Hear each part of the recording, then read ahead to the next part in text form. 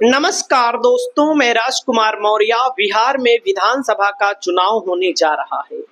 बिहार विधानसभा चुनाव को लेकर सभी राजनीतिक पार्टियों की तरफ से अपनी अपनी तैयारी तेज कर दी गई है। आज की इस वीडियो के माध्यम से आपको बताने जा रहे हैं बिहार की 243 विधानसभा सीटों का सबसे विश्वसनीय सर्वे, सबसे सटीक सर्वे। हम विश्वसनीय क्यों कह रहे हैं? सबसे पहले हम आपको यह बताना चाहते हैं, सबसे पहले आपको मैं कहना चाहूंगा कि आप इसको देखिएगा। ये सर्वे मैंने नहीं किया है, सर्वे एजेंसी का नाम है IITians ग्रुप ऑफ हैदराबाद। इसमें IIT के विद्वान लोगों ने हिस्सा लिया, जो कि 2020 में भी हिस्सा लिया था, और 2020 में जो कहा गया था सेम वही रिजल्ट आया है। देखिएगा आप लोग, 2020 में एनडीए के लिए 120 से 127 सीट बोला गया, एनडीए को 125 मिली। कितना सटीक सर्वे है। यूपीए यानी कि महागठबंधन को 108 से 112 सीट बोला गया, 110 सीटें आई। एलजेपी को 1 बोला गया और 1 सीट आई। अदर को 10 से 11 बोला गया, 9 सीट आई। यानी कि आपके सामने पूरा का पूरा सिस्टम यहां पर दिख रहा है, और इसी सिस्टम पे आधारित मैं आपको बताने जा रहा हूं बिहार में 2025 में क्या होने वाला है। 2025 में एनडीए, यूपीए, एलजेपी और AIMIM को छोड़कर एक अन्य पार्टी भी आ गई है। उनके अलावा भी पार्टियां आ गई हैं। प्रशांत किशोर, जो लगातार मेहनत कर रहे हैं, लगातार 2 सालों से जमीन पर जनता के बीच जा रहे हैं। आपको क्या लगता है, प्रशांत किशोर कोई उलटफेर कर पाएंगे? इस पर आप लोगों की क्या राय है, कमेंट करके जरूर बताइएगा। वहीं पर ओवैसी भी चुनाव लड़ेंगे, जो पिछली बार लड़े थे। बीएसपी भी चुनाव लड़ रही है, जो पिछली बार 1 सीट जीती थी। ओवैसी 5 सीट जीते थे, और ओवैसी की पार्टी दबाव बना रही है इंडिया गठबंधन यानी कि महागठबंधन पर कि हमको 6 सीटों पर लड़ाइए, हम आपको पूरे बिहार में समर्थन देंगे। इस पर आपकी क्या राय है? तो दोस्तों, जो सर्वे आया हुआ है, सर्वे रीजन वाइज किया गया है। रीजन वाइज मतलब कि बिहार को 5 जोन में बांटा गया है।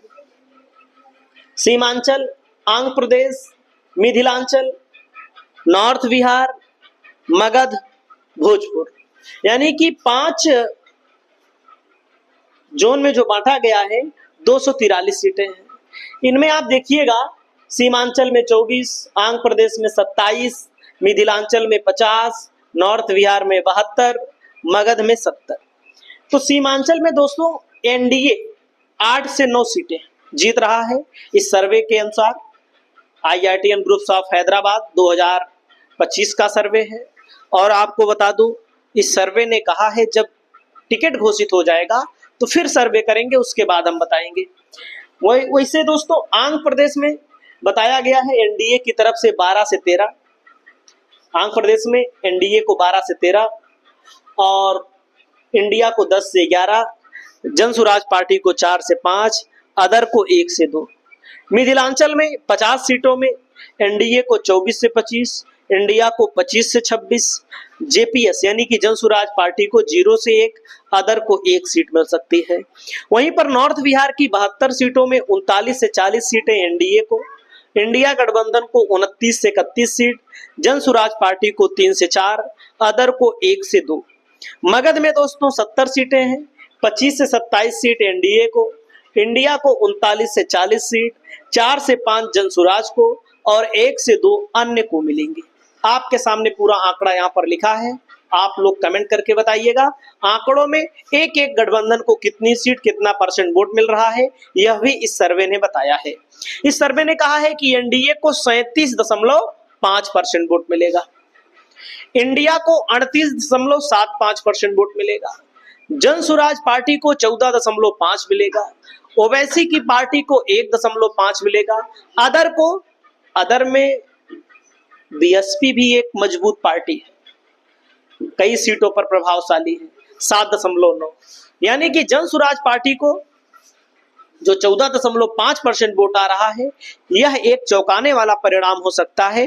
वैसे जनसुराज पार्टी की तरफ से कहा जा रहा है, हम तो सरकार बनाएंगे, सर्वे छोड़िए, हम सरकार बनाएंगे। और दोस्तों यहाँ पर सीटों के बारे में एनडीए को 108 से 114, 243 सीटें चाहिए, 243 सीटें हैं, 122 सीट चाहिए सरकार बनाने के लिए।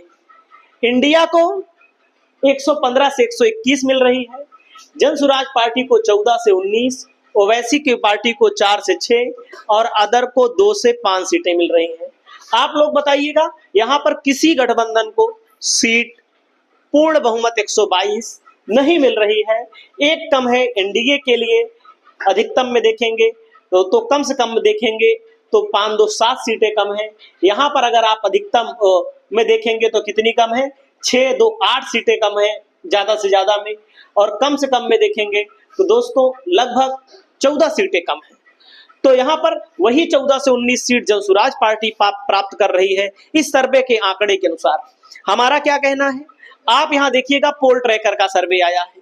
पोल ट्रैकर का सर्वे कहता है कि पोल ट्रैकर के सर्वे में बिहार में नीतीश कुमार को 31% मुख्यमंत्री के तौर पर पसंद कर रहे हैं, मुख्यमंत्री के तौर पर तेजस्वी को 43%, प्रशांत किशोर को 9%, अन्य को 17% लोग पसंद कर रहे हैं।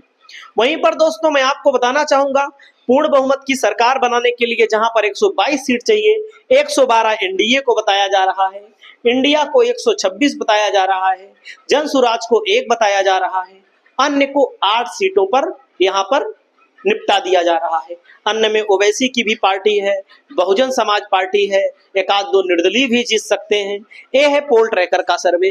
पोल ट्रैकर का अगला सर्वे कहता है कि एनडीए को 42.8% वोट मिलेगा, इंडिया को 44.2% वोट मिलेगा, जनसुराज को देखो 2.7 ही इसमें बताया गया है जो कि बहुत कम है, अन्य को 10.3% बताया गया है।